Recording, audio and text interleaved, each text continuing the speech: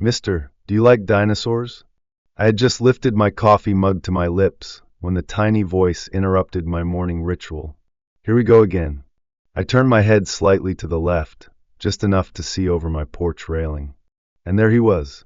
Lucas, 6 years old, messy brown hair, big, curious eyes, a relentless ball of energy. He lived next door with his mother, a kind woman who often apologized for his intrusions, though she never really stopped him. I grumbled into my coffee. Kid, it's too early for dinosaurs. Lucas gasped dramatically. It's never too early for dinosaurs. Do you want me to draw you one? I didn't answer. Experience had taught me that ignoring him was useless. Lucas had this strange ability to treat silence like an invitation. Sure enough, he clambered up onto my porch, plopped himself down on the step, and started rummaging through his tiny backpack. A moment later, he proudly presented me with a crumpled piece of paper. It was a drawing. Of what? I had no idea. It looked like a potato with legs. Lucas beamed. It's a T-Rex. I squinted at it. Looks like a meatball with feet. Lucas giggled. No, it's fierce. Look at its teeth. I examined the jagged lines that, in some imaginative universe, might be considered teeth. I couldn't help it, I smirked. Just a little. Lucas caught it. His eyes widened. You're smiling. I immediately wiped my expression clean. No, I'm not. Lucas giggled again, stuffing the drawing into my hand. You can keep it, so you won't be lonely. I sighed. Kid, I'm not lonely. Lucas tilted his head, thinking. Then he grinned. Then you can keep it for when you do get lonely. This boy. For the past 3 months, he had made it his mission to befriend me. I had resisted, of course. I liked my solitude, my peace, my quiet. But Lucas? He was like a tiny tornado of chaos and chatter. Some days he would bring me odd gifts, pebbles, a dandelion, once even a worm, which he assured me was a very good worm. Other days he would sit on my porch and fire an endless stream of questions at me. Why do old people have so many wrinkles? If you could be any animal, what would you be? Do you know how to do a cartwheel? 'Cause I do, but I fell last time and it hurt. Every question was like a little hammer, chipping away at the wall I had built around myself. And the worst part, I was starting to not mind. One evening, I heard a knock on my door. When I opened it, Lucas stood there, holding something behind his back. He grinned. Close your eyes. I frowned. Why? Just do it. It's a surprise. I sighed, playing along. Fine. A second later, I felt something being placed into my hand. It was small, light, soft. I opened my eyes. It was a teddy bear. An old one, worn, with one button eye missing. Lucas looked up at me seriously. This was my daddy's. Mommy says he had it when he was little. He's in heaven now, so he doesn't need it anymore. But I think you do. Something in my chest tightened. I swallowed. Kid, Lucas smiled. Now you have 2 friends. Me and Mr. Teddy. Then he ran off before I could say another word. I stared at the little bear in my hand. For the first time in years, I felt something warm spread through my chest. Maybe, just maybe, having a friend wasn't so bad. The next morning, something strange happened. Lucas didn't show up. No chatter. No dinosaur drawings. No ridiculous questions about the meaning of life. Silence. I told myself I didn't care. But as the morning stretched into afternoon, I found myself glancing toward his house more times than I cared to admit. By evening, I was restless. The quiet felt wrong. Then, just as the sun dipped below the horizon, I heard a soft thunk outside my door. I opened it. A small envelope lay on my doormat. I bent down and picked it up. My name was written on the front in large, wobbly letters. Mr. Henry. I frowned and opened it. Inside was a piece of notebook paper, folded unevenly. I unfolded it and stared at the words written in clumsy crayon letters.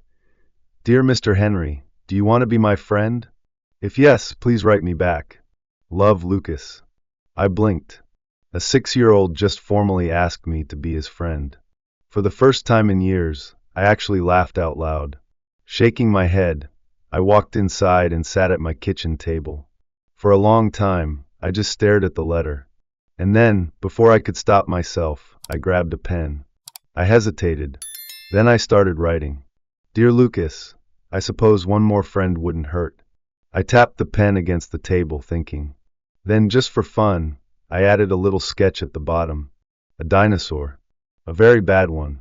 I chuckled at my own terrible drawing, folded the letter, and placed it in an envelope. The next morning, just as the sun rose, I walked over to Lucas's house and slipped my letter into his mailbox. Then I went back home and waited. The next morning, I was sipping my coffee when I heard it, a high-pitched shriek of joy from next door. Then, like a tiny human tornado, Lucas came barreling onto my porch, waving my letter in the air. You wrote back. He shouted, his eyes as bright as the morning sun. And you drew a dinosaur.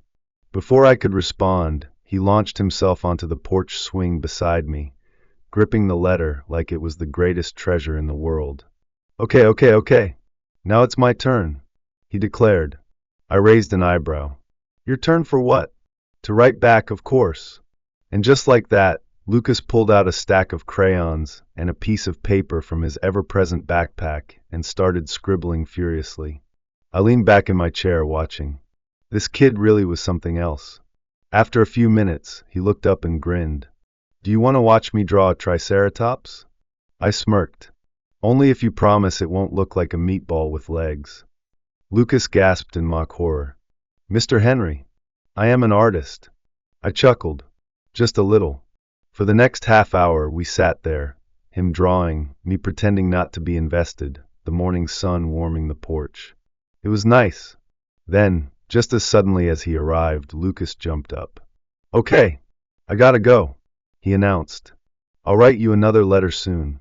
And with that, he was gone, sprinting back to his house. I shook my head, amused, and went inside. That night, as I was settling into bed, I heard a soft tap at my door. Another letter. Smiling to myself, I picked it up and opened it. But as I read, the smile slowly faded from my face. Dear Mr. Henry, my mommy says my daddy is in heaven. Just like your wife. Does that make you sad? Because sometimes it makes me sad too. That's why I wanted to be your friend. So you don't have to be lonely. And I don't have to be lonely either. I sat down, gripping the letter tightly. The weight of those words settled into my chest. Lucas understood. In a way no one else had. I had spent years pushing people away, convincing myself that solitude was easier, that it hurt less. And yet, this 6-year-old boy had seen right through me. Not because he pitied me, but because he felt the same way. My fingers trembled slightly as I reread the words. I never talked about my wife. It had been years, and I told myself I had learned to live with the silence she left behind. But now, looking at Lucas's innocent handwriting, I realized I wasn't as fine as I had always claimed to be. I swallowed hard, feeling something stir deep in my chest. Then, with careful hands, I folded the letter and placed it inside my drawer. This was not a letter to be thrown away. The next morning, I made a decision. I grabbed a fresh piece of paper, sat at my kitchen table, and began to write. Dear Lucas, I would like to be your friend. But only under one condition. You have to teach me how to draw dinosaurs properly. I stared at the words for a moment. Then, for good measure, I drew another terrible dinosaur. I chuckled, sealed the letter, and walked to Lucas's house. His mailbox was too high for him to reach. So I placed the letter right on his porch, where I knew he'd find it. Then I waited. Not even 10 minutes later, I heard rapid knocking on my door. When I opened it, Lucas stood there beaming. You really want to learn to draw? He yelled, bouncing on his toes. I crossed my arms. Well, I can't be the worst artist in the neighborhood forever. Lucas gasped. Oh my gosh, this is the best day ever. And just like that, he grabbed my hand and dragged me over to his front porch, where he had already set up crayons, markers, and a giant sketch pad. Okay, lesson 1, he said importantly, shoving a crayon into my hand. First, you gotta start with the body. Like this. I watched as he drew a lumpy oval. I copied it. He examined my attempt. Then, very seriously, he said, that looks like a potato. I laughed out loud. Kid, That's what I was gonna say about yours. And for the first time in a long, long time, I wasn't lonely. From that day on, things changed. Lucas became a permanent part of my daily life. Some mornings, I'd find a new letter waiting for me. Sometimes it was just a joke. Why did the T-Rex cross the road? To eat the chicken. Ha ha ha. Other times, he'd draw something ridiculous just to make me laugh. And in return, I wrote back. At first, I kept my responses short, but as time went on, I found myself writing more, telling him stories, answering his never-ending questions. One afternoon, as we sat on my porch, him drawing and me sipping my coffee, he suddenly looked up. Mr. Henry, can I tell you a secret? I raised an eyebrow. Depends. Will I get in trouble for knowing it? He giggled. No, it's a good secret. I leaned in. All right, let's hear it. Lucas smiled. You're my best friend.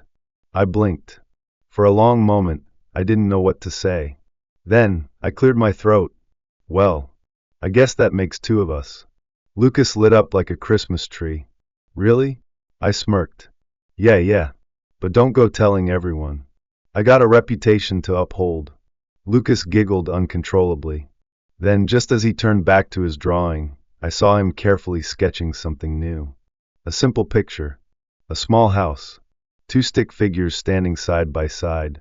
And above it, in clumsy, uneven letters, he wrote, My family. I swallowed hard. He didn't say anything about it, and neither did I. But I smiled. Because for the first time in years, I didn't feel like a grumpy old man living alone. I felt like someone who belonged. Final note, some friendships are unexpected.